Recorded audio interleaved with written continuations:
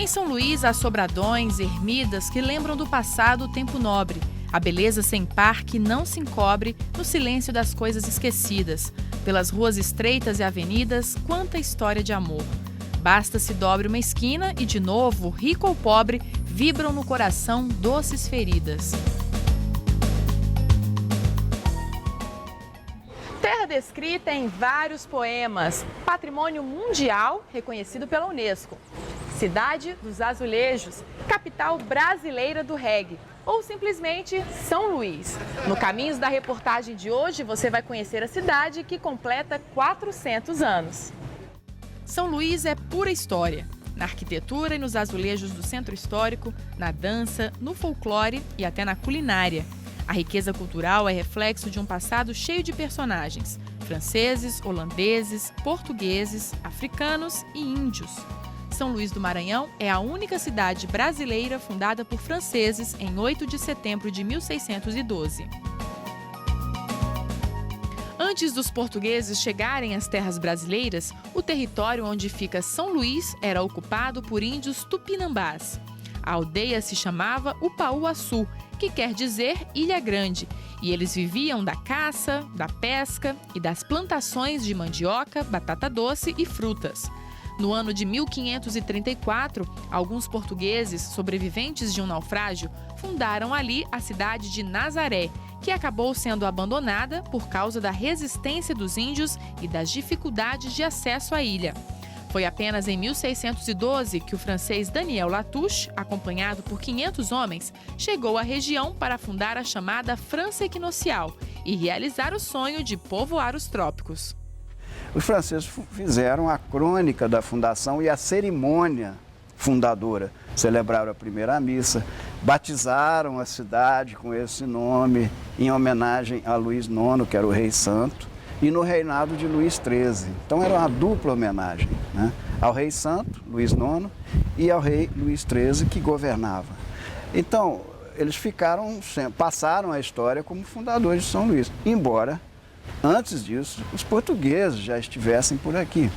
Depois dos franceses vieram também os holandeses, que ficaram aqui apenas 3 anos até serem expulsos pelas tropas portuguesas. O primeiro templo sagrado do Maranhão, a Igreja do Desterro, carrega as marcas dessa história. No conflito, grande parte da edificação foi destruída. Os portugueses reconstruíram a igreja, mas por falta de recursos, ela ganhou uma única torre muito tempo depois. E foi inaugurada em 1868 e batizada com 4 sinos: São Jerônimo, Santa Bárbara, São Luís e São José. Então, a igreja do Desterro passou a ser igreja de São José do Desterro, padroeiro. Então, é uma igreja que vocês vão ver aqui os traços bizantinos que caracteriza as igrejas antigas de Constantinopla. Né? Hoje vocês podem ver esses traços só na Rússia ou na Turquia. Algumas imagens são do século XVIII. Aqui estão figuras raras como Santa Bárbara, Nossa Senhora do Desterro, São Cosme e São Damião, Santa Ana e São Joaquim, os pais de Nossa Senhora. Tanta riqueza histórica e religiosa atrai muitas manifestações de fé.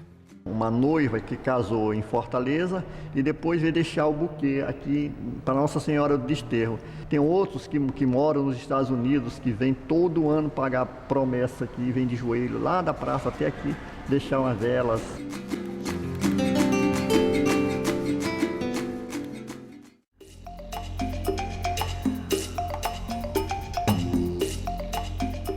Não é à toa que São Luís é a cidade dos azulejos. No centro histórico, conhecido como Museu a Céu Aberto, já foram identificados 312 tipos diferentes de ladrilhos da época colonial. São peças vindas de países como Portugal, Holanda, França, Espanha, Bélgica e Alemanha. A capital maranhense é destaque no mundo pelo tamanho do acervo. 428 prédios ou casas aqui no Centro Histórico de São Luís são azulejados. 80% deles são azulejos vindos de Portugal, como estes. Normalmente eles têm esse formato em que 4 peças formam um desenho. Expostos do lado de fora, além de decorarem as residências, os azulejos tinham uma explicação prática. Ajudavam a refletir os raios do sol e, dessa forma, a manter frescos os interiores das casas. Seu Domingos, um apaixonado pela arte em ladrilhos de cerâmica, cataloga as 5.000 peças que farão parte do primeiro museu de azulejos da América Latina, ainda em construção. A azulejaria de São Luís, ela é considerada azulejo de tapete, azulejo de fachada de tapete, porque quando começaram a fazer esse tipo de azulejo, então eles imitavam os tapetes persa, os tapetes da Índia, e como eram aqueles de tecido ou brocados, eles faziam os azulejos tipo esse tapete que eles importavam. Fizemos um passeio pelas ruas históricas para descobrir preciosidades nas fachadas. Olha só quem a gente encontrou por aqui, Santo Antônio. Neste caso, o santo casamenteiro é cultuado por uma causa especial. Ele protege contra terremotos, uma herança dos portugueses que vieram depois do terremoto que destruiu Lisboa em 1755. Justamente por isso, o projeto arquitetônico de São Luís tem um sistema antiterremoto, igual ao que foi usado na reconstrução da Cidade Baixa de Lisboa.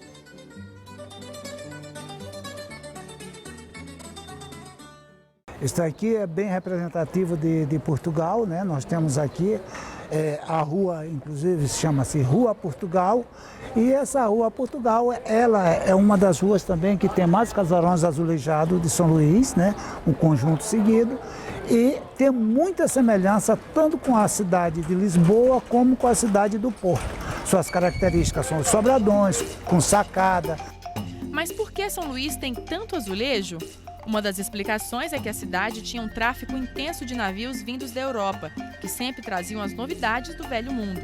Os ladrilhos eram descarregados na cidade e acabavam ficando por aqui, por serem uma carga pesada, difícil de transportar para o interior do país. Este é considerado o maior prédio azulejado de São Luís, considerado um dos maiores da América Latina, em azulejos portugueses, no meado do século XIX.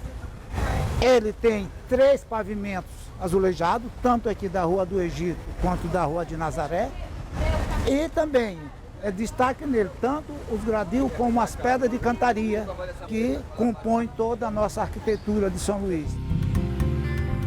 Na década de 1980, uma lei municipal reduziu o valor do IPTU para quem mantivesse os azulejos nas fachadas, uma tentativa de evitar a tendência da época de os moradores arrancarem os ladrilhos na reforma das casas. O problema é que muita gente começou a colocar azulejos modernos, utilizados em banheiros, para se beneficiar da redução do imposto. Neste casarão, os ladrilhos históricos se foram, mas a maneira tradicional de transportar objetos pelos andares foi mantida. Na Rua Afonso Pena encontramos uma raridade, a única casa de São Luís que ainda conserva azulejos da Inglaterra em alto relevo. Isso sem falar nos afrescos originais de 1858. Repare nestas rosas. Elas são uma das principais características dos ladrilhos ingleses. Os súditos da coroa britânica gostavam de fazer azulejos com flores para representar os jardins da rainha. A delicadeza das flores e dos afrescos traz ao ambiente uma atmosfera tranquila. A varanda larga foi concebida no estilo colonial português. A casa traduz o visual daquela fase em que a cidade resplandecia arquitetonicamente, pela aparência elegante, pela imponência da construção e pelo brilho das paredes ladrilhadas por peças coloniais essencialmente inglesas, mas com alguns exemplares também portugueses e franceses. Tereza Cristina, toda orgulhosa, fala sobre o amor que sente pelo casarão, uma herança da família do marido. Ela faz questão de conservar os traços históricos e lamenta ter dificuldade para manter a casa em perfeito estado por falta de recursos financeiros. Quando meu esposo fala em se desfazer da casa, eu faço assim uma análise. Eu sinto, me emociono, choro, fico triste, porque eu estou tentando conservar. E foi aqui que encontramos algo inusitado. Os antigos casarões sofreram várias modificações ao longo dos anos, mas não só na parte dos azulejos. Esta casa é a única aqui no Centro Histórico de São Luís que ainda conserva uma senzala. Vamos ver agora como é que viviam os negros naquela época. As senzalas têm um teto muito baixo, por isso vou ter que andar curvada. Neste cômodo aqui, a gente vê o óculo. Por meio deste óculo, é o único lugar de circulação de ar dentro da senzala, e é por onde passavam também os alimentos para os escravos. Já neste outro cômodo a gente encontra um gancho e era aqui o local para os castigos dos escravos. E, inclusive, muitas vezes eles eram acorrentados a este gancho. Numa senzala pequena como esta, normalmente moravam centenas de escravos.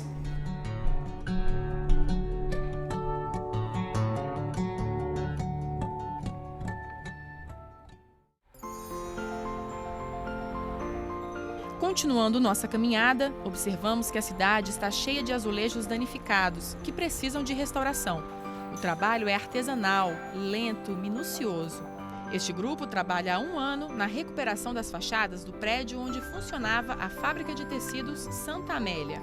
Todo o conjunto arquitetônico de mais de 9.000 metros quadrados de construção, com 8 edifícios, passa por reformas para abrigar no futuro os cursos de turismo e hotelaria da Universidade Federal do Maranhão. De 6.400 azulejos originais, apenas 10% permaneceram intactos. Todo o resto passou pelas mãos cuidadosas dos restauradores. É como uma obra de arte.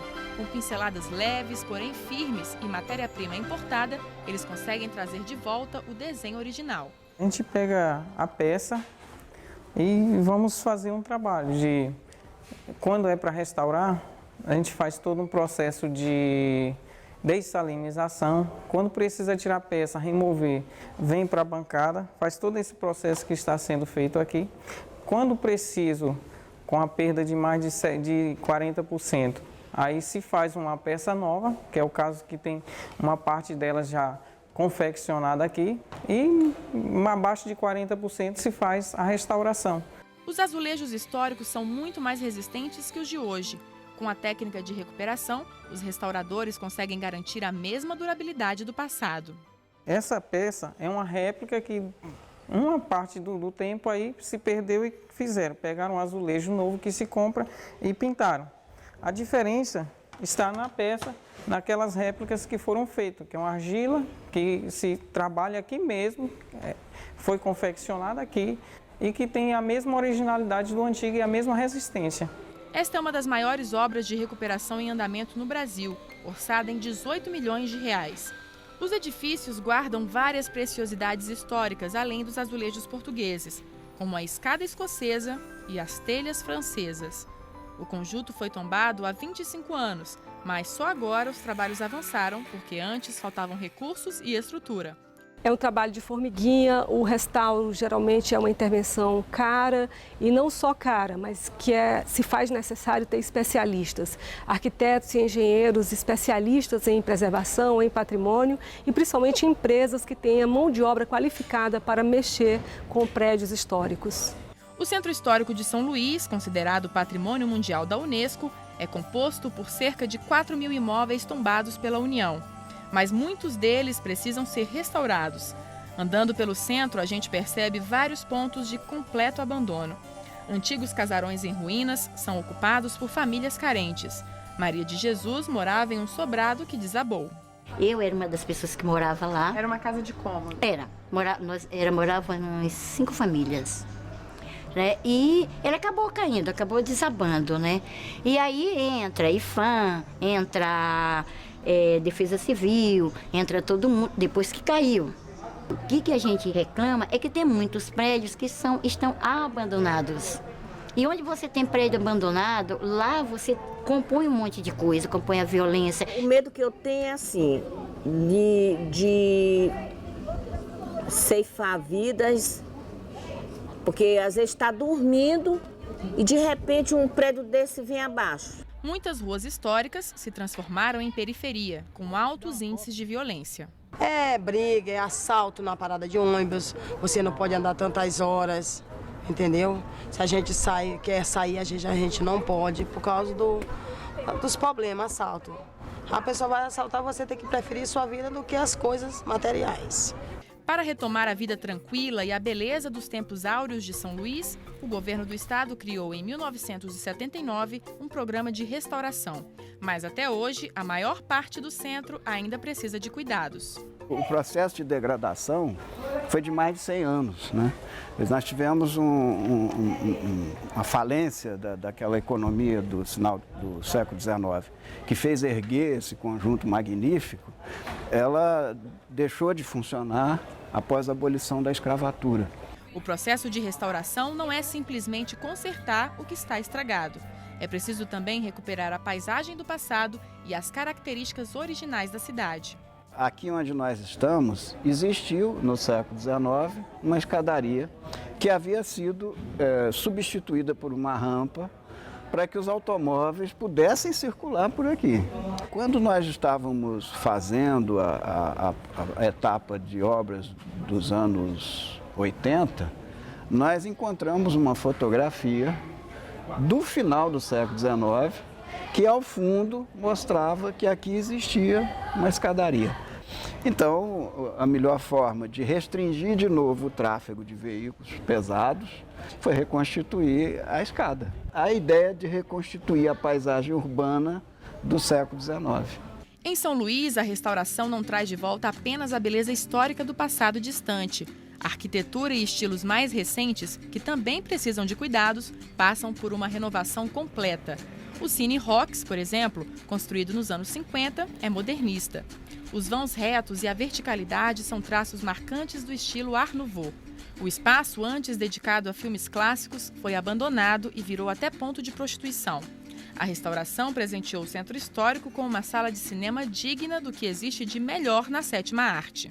É importante que prédios que estejam deteriorados, mesmo que sejam num estilo arquitetônico diferenciado do estilo arquitetônico português, do tradicional português, mas que ele possa ser recuperado porque ele faz parte do conjunto. E ele também conta um pouco da história, da evolução dos estilos arquitetônicos, né?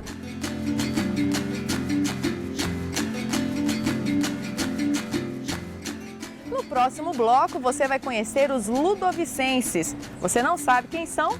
Vai descobrir daqui a pouquinho.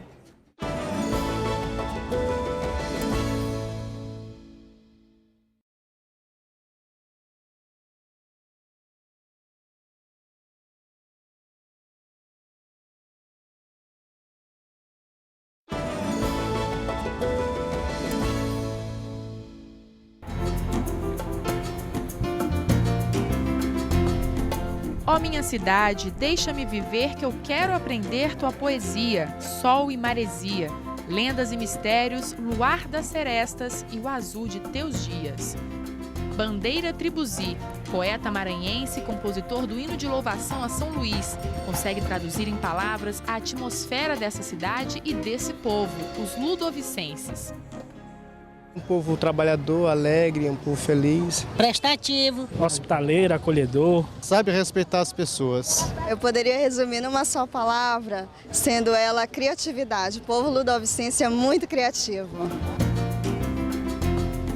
O Maranhão é um dos estados mais miscigenados do país. Isso se comprova pelo fato de quase 70% da população se autodeclarar parda, ou seja, mestiça, de acordo com o levantamento do Instituto Brasileiro de Geografia e Estatística, o IBGE. Essa mistura de raças é resultado da grande quantidade de escravos indígenas e africanos nas lavouras de cana-de-açúcar, arroz e algodão do período colonial, quando os europeus dominavam o Brasil. 3 origens se destacaram na formação deste povo. Os africanos, principalmente da costa oeste, trazidos nos navios negreiros de países como Guiné, Benin, Gana e Togo. Os portugueses, a maioria vinda dos Açores e da região de Trás-os-Montes. E os índios que já moravam por aqui. A culinária de São Luís carrega as marcas das 3 culturas que originaram o povo ludovicense. Um dos pratos mais representativos da cozinha maranhense, o arroz de cuchá, traz o sabor dessa mistura bem brasileira.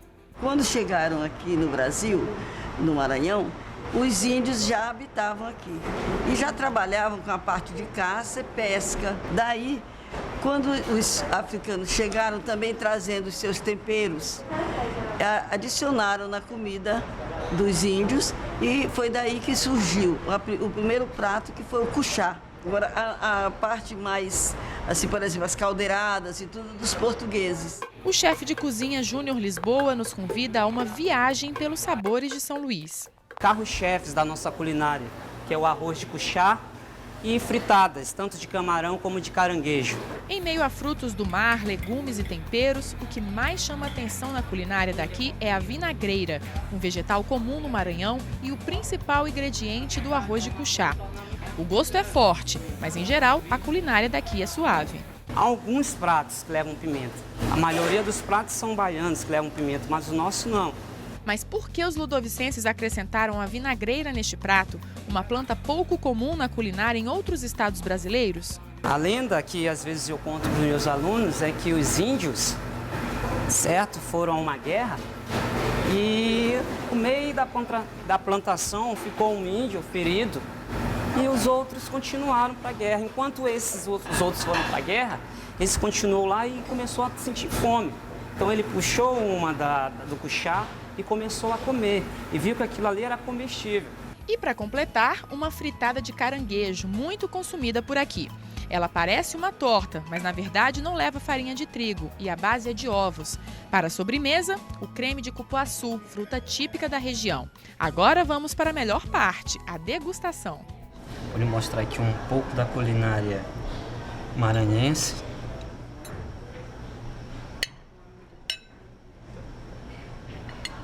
Vou colocar só um pouco, se você quiser mais e gostar, pode pôr mais. Tá bom. Deixa eu experimentar então. Um pouquinho de arroz.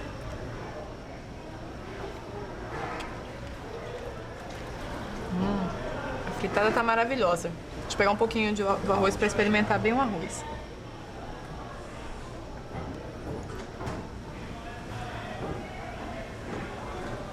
É bom. Ele tem um gostinho um pouco azedinho, né? Isso, justamente da vinagreira, que é o cuchá. Tá aprovado. E já que estamos falando em sabores maranhenses, você sabe qual é o refrigerante típico fabricado apenas aqui e que é o preferido dos ludovicenses? O Guaraná Jesus é um Guaraná que ele é bem típico da cidade de São Luís, fazendo um grande sucesso na mesa de todo o Maranhão.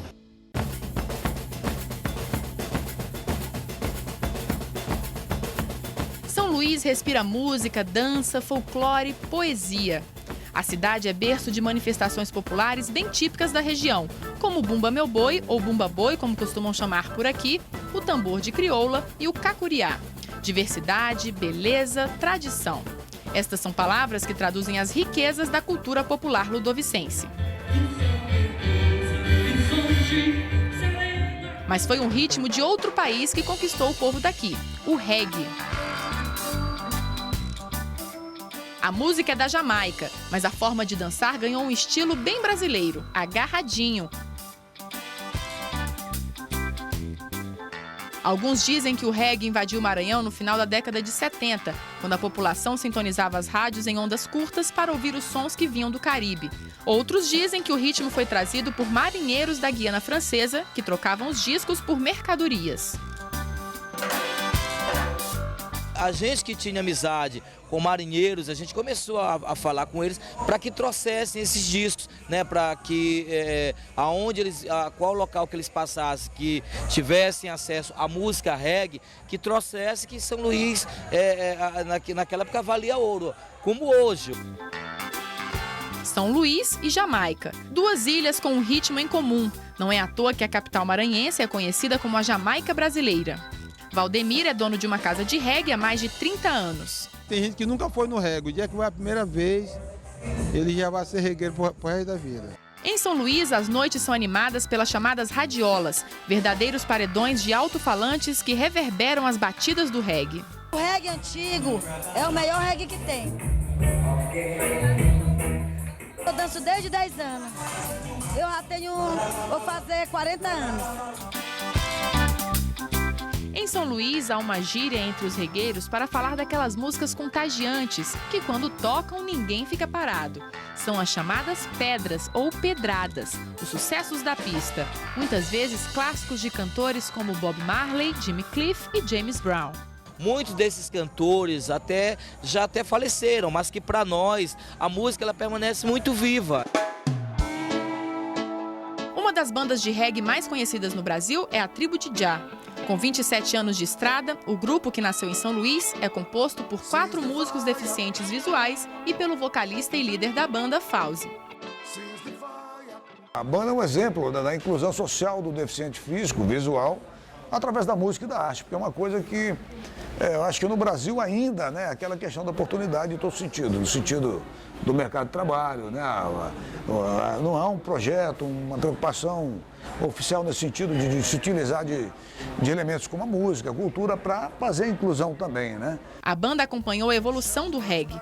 Quando começaram, a música era vista como algo da periferia, mas nos anos 90 explodiu e conquistou primeiro São Luís e depois o Brasil. A banda realmente conseguiu um prodígio, né, de ter reconhecimento em todo o mercado nacional. A banda tem uma legião de fãs hoje, de norte a sul. A gente toca em Roraima, toca no Amapá, vai para a Argentina, vai para o Rio Grande do Sul, toca em Brasília. Quer dizer, para uma banda que sai do Maranhão é um prodígio, né? Você, através de um trabalho independente, você chegar tão longe assim. Se não salvarmos a vida no planeta, quem vai nos salvar?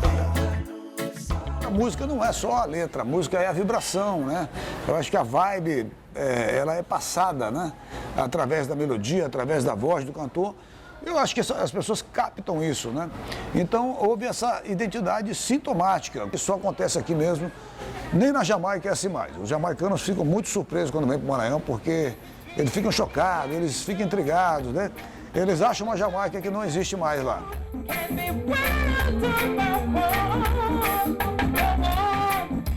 Além do reggae e ritmo jamaicano, São Luís também respira tambor de crioula, tradição vinda da África.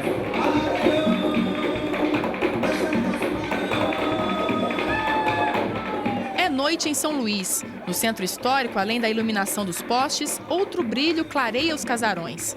É a fogueira preparada para o tambor de crioula, manifestação declarada como Patrimônio Cultural Imaterial pelo IPHAN, o Instituto do Patrimônio Histórico e Artístico Nacional. Este título ajuda a preservar a tradição do tambor, nascida nas senzalas do Maranhão, o 4º estado brasileiro a receber o maior número de escravos. Hoje, o tambor ser patrimônio foi algo muito positivo, principalmente para a autoestima dos brincantes. A valorização, o reconhecimento da cultura do afrodescendente maranhense, de apresentar, de não ter mais aquela vergonha. Muitas das canções do tambor de crioula são dedicadas a São Benedito, santo patrono da raça negra. Onde tu estás? Onde estás tu? O tambor de crioula tem dança, canto e percussão.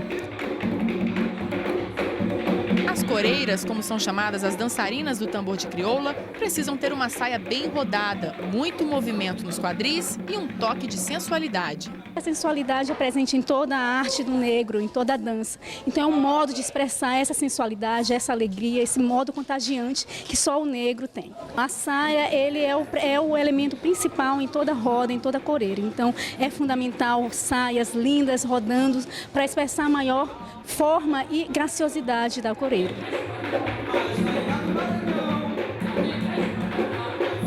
E por falar em sensualidade, outra dança tipicamente maranhense é o cacuriá.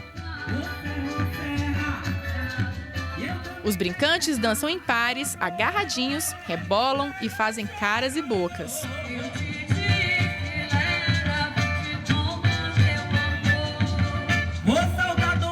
A dança, ela é rebolada, né? É dançada em pares e eu rebolo e fico paquerando o rapaz com quem eu tô dançando, fazendo uma troca maliciosa, olhando ele, né, rebolando, provocando ele. Eu não tenho medo de me apresentar com essa galera dançando cacuriá. O cacuriá nasceu na festa do Divino Espírito Santo na década de 1970 no Maranhão. Era a parte profana do festejo, momento de descontração para os brincantes. Quem apimentou a dança foi a dama da cultura popular maranhense, Dona Teté. Ela faleceu em dezembro do ano passado com 87 anos, mas fez história. Quando eu chego assim, eu digo, compra uma catuaba aí para mim poder cantar. Aí eles compram a catuaba, eu tomo uma polada logo bem grande. Aí vem, desce de todo jeito. Meu capim cheiroso, eu já vou me embora, eu já vou me embora, quero ver quem chora. Meu capim cheiroso, eu já vou me embora, eu já vou me embora, quero ver quem chora. Ela rebolava e fazia a troca de olhares com quem estava dançando com ela. E essa malícia, né, ela quem colocou na brincadeira. São Luís possui atualmente cerca de 50 grupos culturais que se apresentam até em outros países. O grupo Cacuriá de Dona Teté é um dos mais tradicionais da cidade. São 40 brincantes que ensaiam e se apresentam ao longo de todo o ano.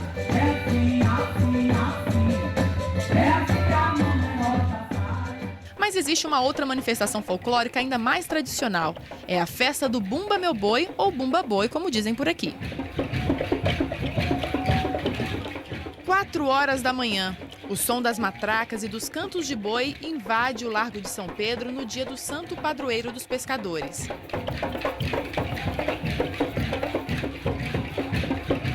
Milhares de pessoas passam a noite toda acompanhando o festejo. Um dos momentos mais empolgantes é quando centenas de grupos de Bumba Boi que brilham na ilha de São Luís vão até a Capela de São Pedro, no bairro de Madre Deus, para pagar promessas e prestar homenagens ao santo. O lugar pequeno, apertado, é o palco de uma das maiores manifestações de fé de São Luís do Maranhão. E a escada de São Pedro fica assim o dia inteiro. São mais de 200 bumba-bois aqui de São Luís e também de cidades do interior que sobem em procissão para pedir a bênção de São Pedro. Maria Joselina paga a promessa há 3 anos, mas a história de amor ao santo é mais antiga, já dura 22 anos. Ela garante que São Pedro ajudou a resolver várias dificuldades que teve na vida. A última promessa, merecedora do sacrifício, foi a cura de um problema de coração do filho de 20 anos. Me peguei com São Pedro, que se ele ficasse bom, eu subia a escada até o altar dele, de joelho. E ele recebeu essa bênção. Esta união de religiosidade com festa popular é uma tradição que já dura mais de 100 anos e acontecia exatamente como hoje, na época dos avós do seu João. Nós vem mantendo de geração para geração. Todo ano nós temos que fazer essa comunicação aqui na Madre Deus. A diversão toma conta do festejo. Não é à toa que os participantes são chamados de brincantes. Olha só a animação da Claudete. No dia de hoje a animação é total. Quem carrega o boi é chamado de miolo do boi. Tarefa divertida, mas bem pesada. Mais de 15 quilos. Mais de 15? É. E por que o senhor carrega esse boi? Fica aí todo cansado, suado? É porque a gente gosta do esporte. O que este boi quer na barraca, minha gente? Será que está com fome?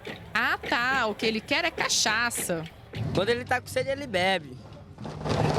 E por que cachaça? A cachaça é combustível? É, para não parar.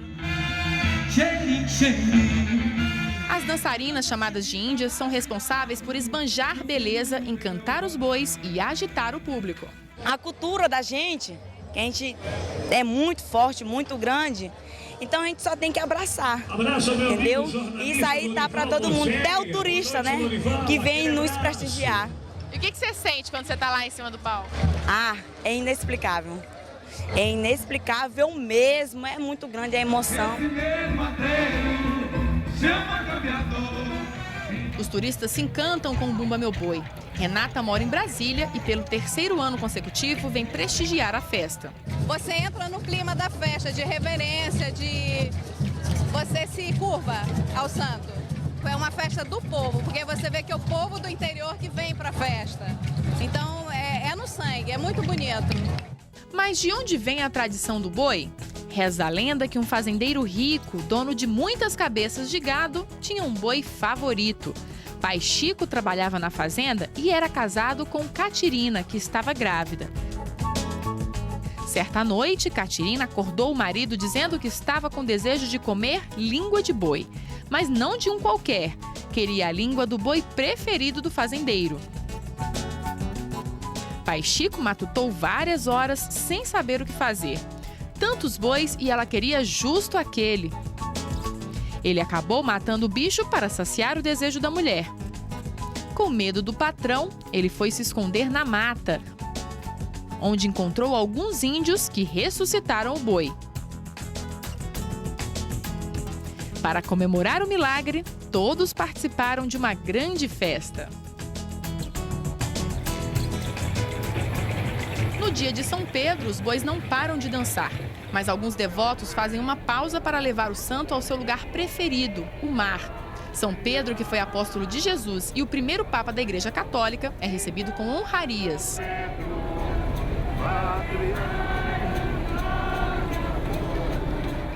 São Pedro segue em procissão com os cantos e orações. As senhoras puxam o terço. E os jovens também participam. A comunidade se reúne para celebrar o Santo Antônio, se reúne para celebrar São João, mas a Igreja de São Luís se reúne para celebrar São Pedro com devoção, com grande participação, fervor e, acima de tudo, disposição. São Pedro, que era pescador, é o único santo aqui em São Luís a ganhar uma procissão de barcos. Ele foi chamado por Jesus para ser pescador de homens. E ele mantém essa missão até hoje. Reúne centenas de fiéis nas águas do Maranhão. Quase 50 barcos seguem o cortejo pela Baía de São Marcos. Por onde ele passa, é reverenciado. Sabemos que ele que tem a chave, né? Recebeu de Deus a chave do paraíso terrestre, né? E que ele podia ligar e desligar entre o céu e a terra. Por isso, esse compromisso que a gente tem de todo ano, e sou maranhense também, da Gima, e esse santo é muito comemorado em São Luís, nas festas juninas. E por isso eu tenho 20 anos que acompanho. Rômulo faz questão de participar da procissão dentro do barco que leva a imagem de São Pedro. Ele fez uma promessa ao santo para ser curado de uma doença rara. Depois de 5 cirurgias, suas preces foram atendidas. Essa devoção que era da sua avó, da sua mãe, acabou passando para você também? Acabou passando para mim e, se Deus quiser, e Pedro também vai seguir para os meus filhos, netos, e não deixando a cultura e o catolicismo morrer. Viva São Pedro!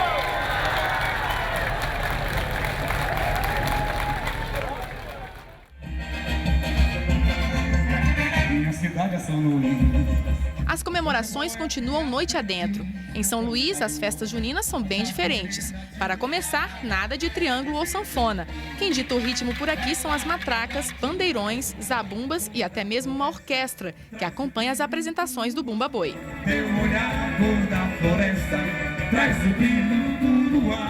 Os shows são comandados por artistas locais. Tradição passada de pai para filho. Olha só o Natan, tão novo e com toda a pinta de cantor de boi.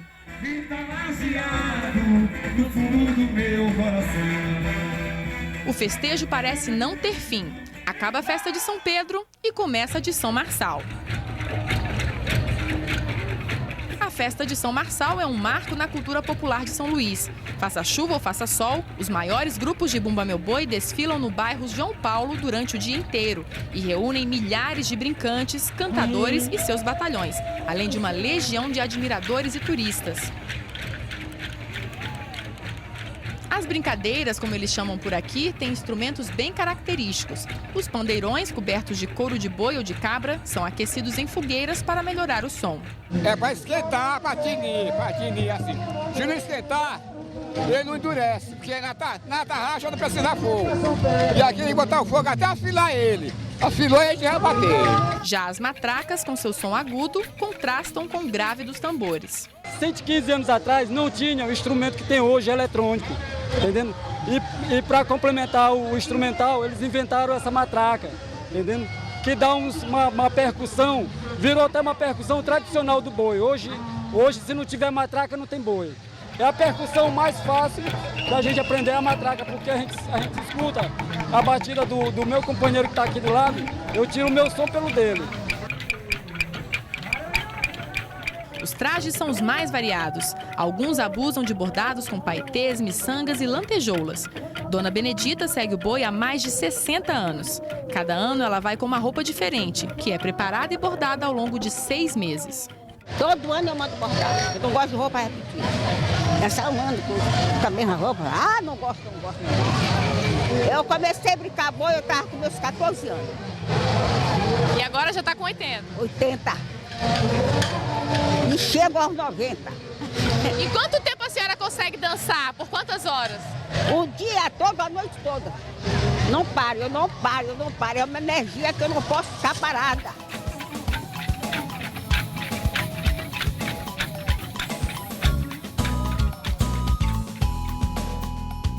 E é com essa alegria contagiante que o ludovicense encara a vida, com religiosidade e fé, arte, poesia e música. A beleza dos casarões, das ruas iluminadas do centro histórico, a sonoridade do tambor de crioula, o colorido do cacuriá e a magia do boi-bumbá. 400 anos de muitas histórias. Parabéns, São Luís!